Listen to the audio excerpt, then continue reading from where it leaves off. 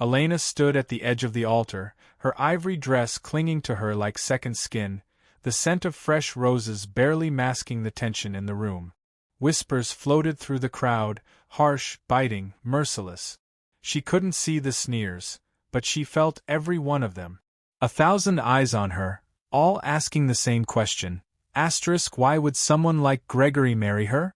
A blind girl, Gregory's grip on her hand loosened. Then silence. A pause too long to be natural. Elena turned slightly, sensing the shift in his breathing. He took a step back. His voice was barely a whisper, but loud enough to crush her. "I can't do this," gasped. A clatter of heels. The bride's mother-in-law surged forward, feigning concern but laced with venom. "We tried. We gave her a chance. But this? This is madness." Her words sliced deeper than the silence that followed. Then, with a flick of her wrist, red wine spilled down Elena's white gown. Laughter. Not loud, but cruel. Someone recorded it. A phone buzzed. Another laugh. Elena didn't cry. Not then. She stood still, chin lifted, lips pressed together. The hall erupted in noise, chairs scraping, guests murmuring, scandal settling into every corner. She turned, step by careful step, and walked out alone. By nightfall, the video was everywhere. The blind bride left at the altar. Headlines capitalized on her pain. Edited clips made her a meme. Some sympathized. Most mocked. She didn't read the comments. Didn't watch the footage. She sat beside her grandmother that night in silence. Her Lola reached out, placed a gentle hand over Elena's. "Let them laugh now," she said. "They don't know what strength looks like when it isn't loud." The next morning, Elena was up before dawn, sweeping the small shop they ran at the edge of town. The perfumery had survived decades. She wouldn't let it die now. She mixed oils, crushed petals, and lit the old copper still, her movements precise, learned through years of muscle memory. Each vial she touched held stories, identities, lives. Scents that told the truth when words couldn't. Customers still came, quiet ones, loyal ones. They didn't ask about the wedding. They just sat, let her ask her usual questions. What memory do you miss most? What feeling do you want to carry with you? And she created. Not just perfumes, but emotions bottled in glass. Days turned to weeks. The internet moved on. But not everyone forgot. Far from Elena's small shop, in a gleaming tower of glass and steel, a man watched the video not with ridicule, but with focus. Marcus Reyes, CEO of Velura, didn't laugh. He studied the way Elena stood, the way she refused to flinch, how she left with her dignity intact. He paused the clip on her face. No panic. No desperation. Just stillness. He clicked out of the video, opened another tab, and searched her name. There was something about her. Something the world had missed. But he hadn't. Elena worked in silence. Her fingers moved with precision, measuring, blending, sealing. Each scent she crafted was intentional, drawn from the answers her clients gave in hushed tones. "What does hope smell like to you? What do you want to forget?" She listened carefully. Not just to words, but to pauses, tone, breath. Her blindness wasn't a hindrance, it was her edge. She noticed what others missed. A hesitation in speech. A tremble in the voice. She read people by how they entered a room and the scent they left behind. That's how she built her tiny business, one personalized bottle at a time. The shop never made headlines, but it had a following. Writers, artists, a few businesswomen from the city. People who didn't want off the shelf. They wanted something that told their story. One day, a stranger walked in. Said he was buying a gift for his boss.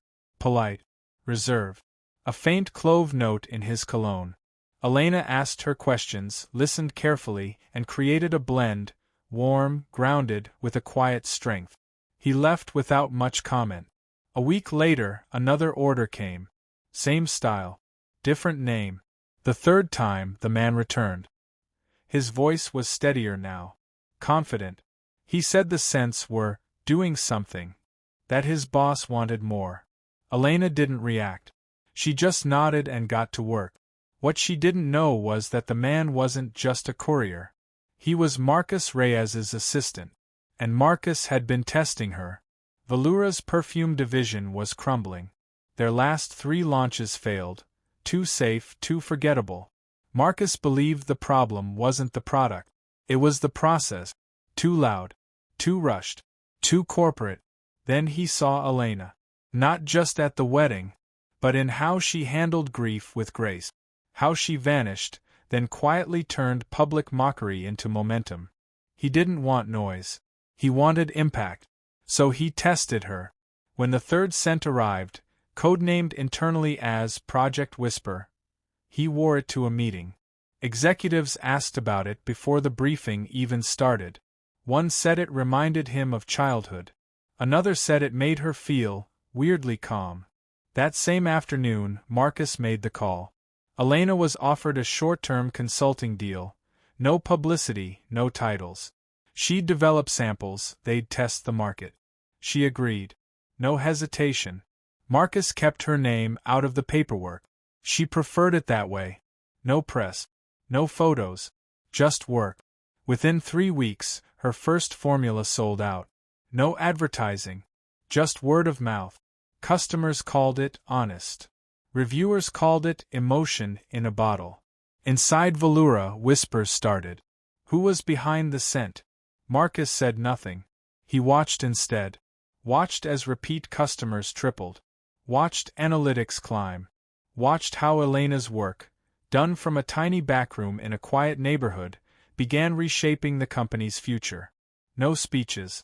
No PR stunts. Just result. And Marcus, a man who believed in watching more than talking, knew. The woman the world had dismissed was about to become his company's best-kept secret. Sales surged. The board noticed. Analysts called it a rebound. Internally, no one could explain it. No campaign, no celebrity, no gimmick. Just a product that spoke directly to people. Elena kept sending formulas. She labeled each one with a single word. *Pagasa. Tahimic. Liwanag. Marcus didn't edit. He understood she was building more than fragrance. She was shaping identity. Still, questions started brewing inside Velura. Executives began to dig. Why were the new product files locked? Who was this consultant? Marcus kept mentioning but never naming. Clarice, head of brand strategy, wanted answers. She demanded full transparency. Marcus refused. You want results. You're getting them. Stay focused. That didn't sit well with Clarice. She'd been with the company a decade, built her name on trend forecasting. Now, a ghost in the system was outperforming her entire team. Marcus invited Elena into closed-loop development meetings, audio only. No introductions. Just her voice. Calm. Direct. She dismantled weak ideas in a single sentence. No ego, no fluff. Too loud. No soul. Scent fades too fast. Some executives rolled their eyes. Others took note. Marcus always listened. Each time Elena spoke, the room adjusted. People leaned in. Not because of who she was, but how she saw what they missed. She understood something they didn't. People don't buy perfume, they buy feeling. Memory. Proof they still feel something. Marcus had never seen impact like this. Not in silence. Not without marketing. Elena was redefining the core of Velura, quietly, invisibly. But with every success, tension grew. A second leak hit the market. A smaller competitor released a scent suspiciously similar to Elena's unreleased concept. Marcus ordered an internal probe. Nothing conclusive. Just speculation. Elena noticed it too. Not just in the notes. They'd copied her ratios. Ratios she never documented the same way twice. It was someone inside. Someone with access. She didn't panic. She took it personally. To her, scent wasn't data, it was signature. Intuition told her. Someone was watching her formulas. Not from the outside. From within. Marcus noticed her tone shift in meetings. Shorter replies, sharper critique. He didn't ask why. He already knew. The board pushed harder. Tell us who this consultant is. We need a face. The market loves stories. Marcus declined. Every time. He wasn't protecting her image. He was protecting her process. Because he knew, the moment they made Elena visible, someone would try to tear her down. Again. And this time, he wouldn't let it happen. Clarice moved fast. She filed a formal complaint: unauthorized outsourcing, lack of transparency, potential IP violations. She used company policy as a weapon, not out of concern, but strategy. If she couldn't outshine the results, she'd expose the shadow behind them. The board listened. Pressure mounted. Marcus was ordered to submit the consultant's credentials for legal review. He delayed. Then delayed again. Elena felt it. Meetings reduced. Feedback slower. One formula sat untouched for 2 weeks. When she followed up, no response. She didn't ask for updates. She adjusted. Then came the visit. A man entered her shop, asked generic questions, claimed he was curious about her process. His shoes were too polished. His scent synthetic, forced. He left behind a faint trail, cigar smoke masked with lavender. She'd smelled it before. A Velura executive had worn the same blend during a call. She remembered, because the notes didn't match the man's voice. A week later, another formula leaked. This one not just similar, identical. That night, Marcus called her. His voice was sharper than usual. I think someone's feeding them your work. She didn't flinch. Then stop giving them real work. They agreed on a setup. Elena would submit a false formula, complex enough to look real, distinct enough to trace. Marcus released it selectively. Only 3 people received access. Clarice was one of them. 3 days later, the knockoff appeared. Different packaging. Same scent. Marcus didn't announce the findings. He compiled records, timestamp, logins, formula comparisons. Then he waited. Clarice never saw it coming. She was called into a private session with legal. Marcus was already there. The scent sample sat on the table. We traced it, he said. We tested the ratios. We tested the materials. It's hers. Clarice denied everything. Then froze when they played the audio, her voice, briefing an outside contact. The conversation was short. Transactional. By the end of the week, she was gone. The fallout was fast. Executives went quiet. Questions stopped. Marcus didn't make a public statement. He did something louder. He called a full team meeting. Presented quarterly result. Then, without ceremony, revealed the name of the woman behind Velura's turnaround. Elena, he said. She saved this brand. You just didn't see her. No slides. No applause. Just a long pause, then heads nodded. Respect landed like a weight. Outside the company, the leak became a minor story. Inside, a shift had happened. Elena wasn't invisible anymore. She was untouchable. Orders doubled. Retailers scrambled to restock. Reviewers called the new line revolutionary. Not because it shouted, but because it lingered. Soft. Unforgettable. Every bottle had Elena's fingerprints, even if her name wasn't on the label. Internally, her influence deepened. Developers started requesting her input directly. Designers scrapped old drafts when her critiques landed. She never spoke more than she had to. But when she did, people listened. Marcus shifted the structure. Elena wasn't just a consultant anymore, she was the invisible architect. A private room in HQ was retrofitted to her specifications. Dark, sound-controlled, scent-sealed. When she visited, she moved through the building with precision, bypassing press, avoiding unnecessary contact. No photo ops, no interviews. Still, people started whispering. They called her the nose, a myth in the halls. Some doubted she was real.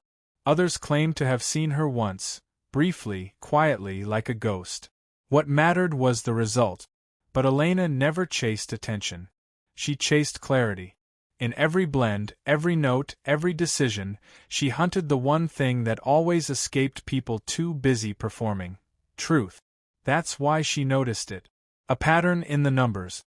A subtle drop in raw material purity. Suppliers claiming shortages, but her trained sense caught the difference instantly. The bergamot had been diluted. The jasmine too sharp. Something was off. She reported it.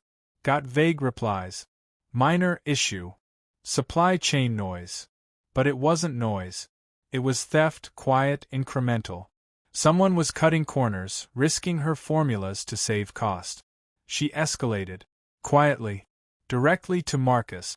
He didn't dismiss it. He launched a private audit under a shell initiative. What they found was worse than she suspected. 3 mid-level procurement officers colluding with a third-party supplier. Margins skimmed. Product integrity compromised. Marcus shut it down fast. Fired quietly. Rebuilt the process from the ground up. When he called to update her, he kept it brief. You saved us again. She didn't respond right away. Then, finally, they always think the invisible ones won't notice. He laughed once. They don't understand the power of quiet. Neither of them said it, but they both knew. This wasn't just about perfume. It was about the cost of underestimating someone who doesn't need credit to command a room. The awards came. Industry accolades. Innovation titles. Velura was hailed as a comeback story. Magazines credited Marcus, but he deflected every time. There's someone else behind it, he'd say. That was all. Elena stayed out of sight. She declined interviews. Ignored requests for features. She didn't need applause, just progress. Marcus offered her a permanent role. She refused. Not because she wasn't grateful, but because permanence meant politics. Visibility. She had no use for either. Instead, she proposed something different. She would train a team. Silently. Anonymously. She'd guide them remotely, teach them how to listen, how to smell for emotion, not just aroma.